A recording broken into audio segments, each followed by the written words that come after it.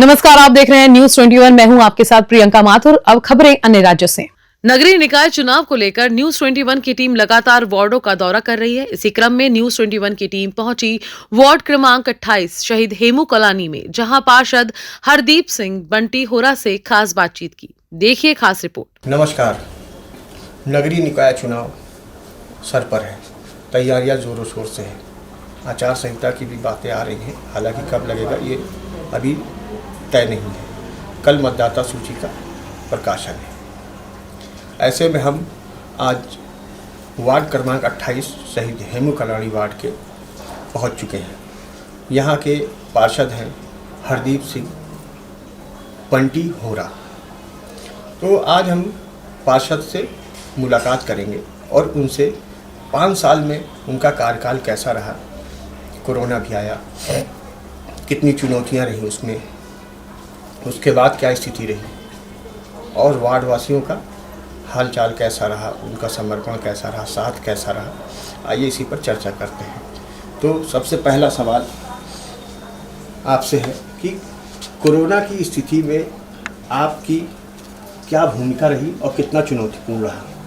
देखिए, ये कोरोना की अगर आप बात करेंगे तो ये तो देखिए जो आपदा है पूरे वर्ल्ड में पहली बार ऐसा हमको देखने मिला कि इतनी त्राही त्राही हुई और यहाँ तक आप फिर स्थिति इतनी भयानक हो गई थी कि यहाँ पर भाई भाई का नहीं था, ना बाप बेटे का था, क्योंकि इतना मतलब बीमारी ऐसी थी कि छूने से भी लोग घबराते थे और साथ में रहने से भी घबरा रहे थे कि अगर कोरोना पॉजिटिव है तो हमको भी ना हो जाए, हमारे थ्रू और किसी को ना हो जाए। मतलब एक आप बोल सकते हैं छूअछूत की जो ये बीमारी हो गई थी। तो हमने तो बहुत ही देखिए हमारा जो इलेक्शन हुआ वो 24 दिसंबर को हमारा रिजल्ट आया है और 6 जनवरी 2020 को हमने शपथ ली थी। उसके बाद सीधा हमको मतलब हम कार्य संभाल भी नहीं पाए थे। उसके बाद हमको सीधा ये कोरोना जो है उसकी आपदा की हमारे ऊपर जिम्मेदारी आ गई।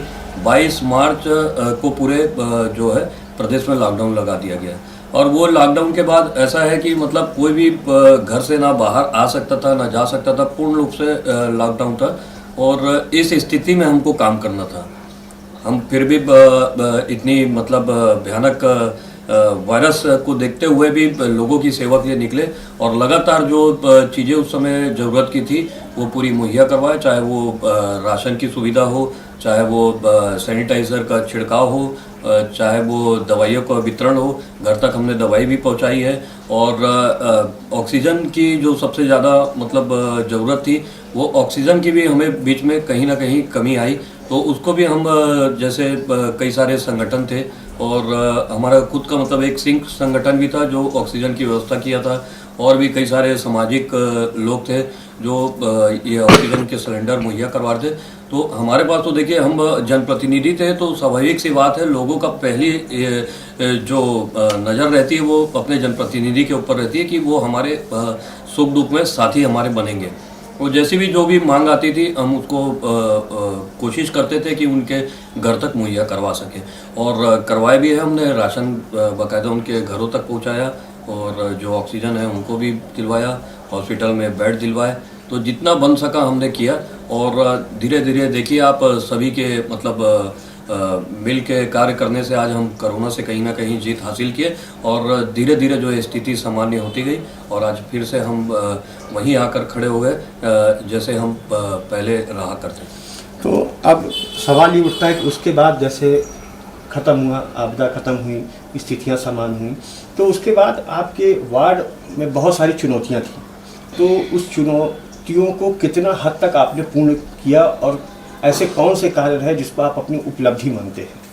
देखिए, चुनौतियां तो यहाँ पर आप बोलेंगे तो बहुत बड़ी बड़ी चुनौतियां थी यहाँ, क्योंकि जो है 15 साल से यहाँ पर भाजपा का पार्षद रहा और ये जो कॉलोनी आप देवेंद्र नगर देख रहे हैं ये आरडीए की बनाई हुई थी, आरडीए की डेवलप की हुई थी। तो उस समय के नाले के जो निर्माण थे मतलब लगभग आप नाला देखेंगे तो 35 साल पुराने नाले और नालियाँ देखेंगे जो ईंटे की नालियाँ उस समय बना करती थी वो ईंटे की नालियाँ बनी हुई थी उसको जो है चूहे की तरह कुतर दिए थे। और पानी के रिसाव से ईंटें कब तक, मतलब 30-35 साल बहुत होते हैं जो ईंटें भी पूरे गिर चुके थे। तो एकदम जर्जर हालत में आप जिसको बोलते हैं, वो हमको उस कंडीशन में हमारे हाथ में आया। और 15 साल से जो बीजेपी का पार्षद रहा, उन्होंने क्यों काम नहीं किया किसी ने भी ये समझ से बाहर है।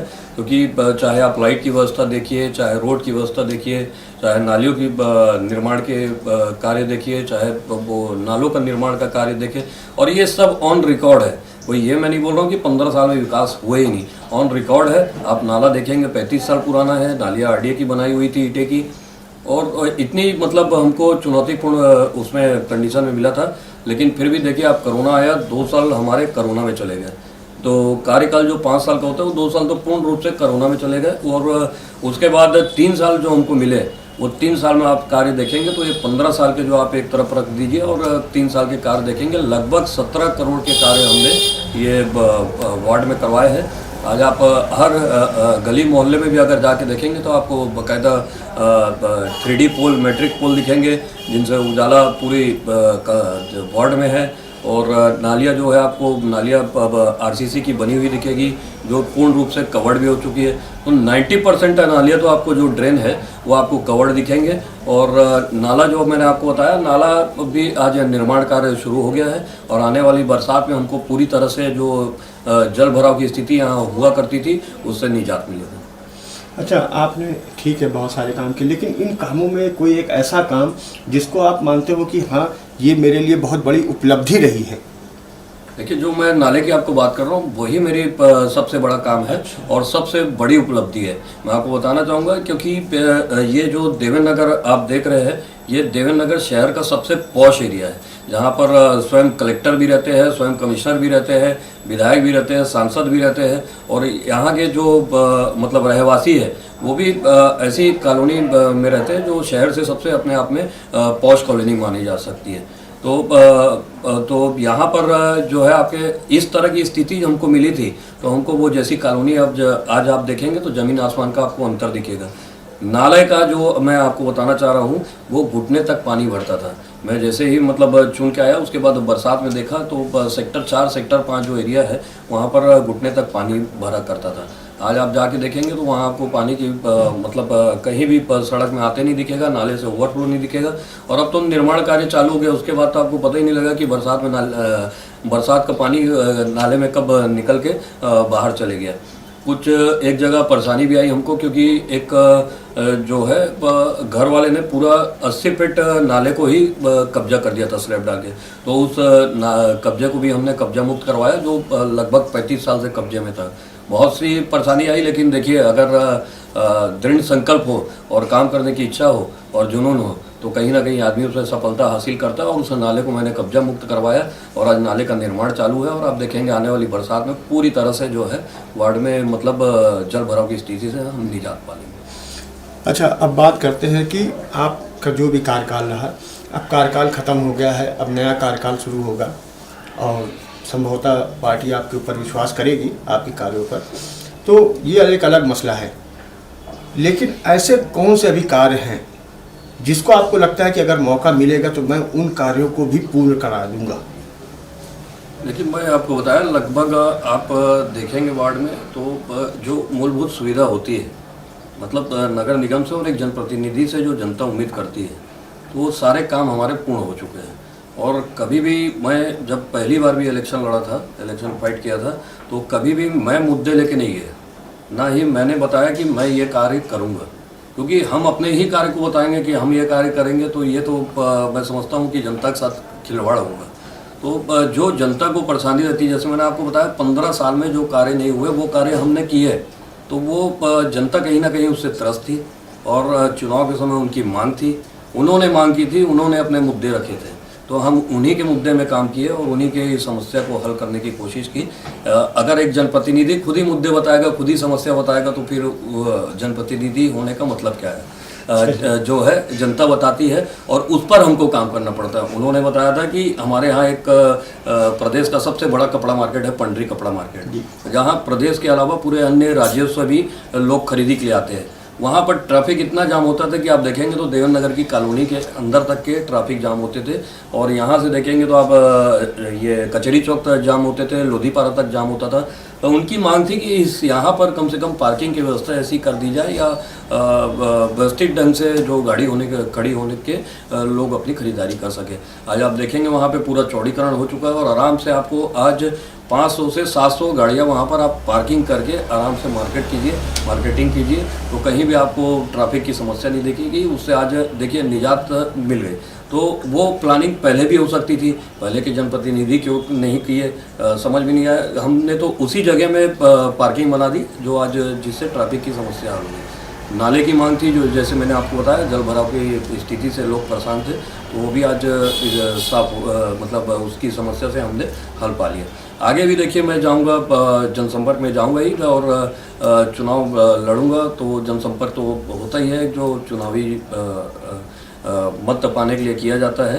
और तो वो जो लोग बताएंगे अब अगर उनके हिसाब से मेरे हिसाब से तो कोई समस्या वार्ड में मेरे को दिखती नहीं है क्योंकि मैंने 5 साल लगातार काम किया है।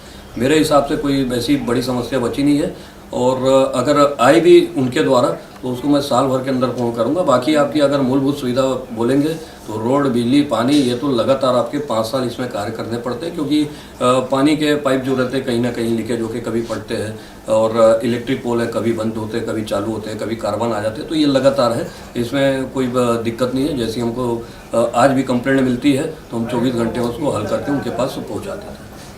चलिए ठीक है, आपने बताया, हमने सुना। हम ग्राउंड ज़ीरो पर भी जाएंगे, लोगों से बात भी करेंगे और जानेंगे कि क्या वास्तविकता है और इस बारे में हम आपको अवगत भी कराएंगे अगर कुछ समस्याएं हमारे सामने आती हैं। फ़िलहाल आप जो है न्यूज़ 21 के साथ बने रहिए और नगरीय निकाय चुनाव पर विशेष चर्चा देखते रहिए। मैं हूं जावेद अख्तर, कैमरामैन अशोक के साथ न्यूज़ 21 रायपुर।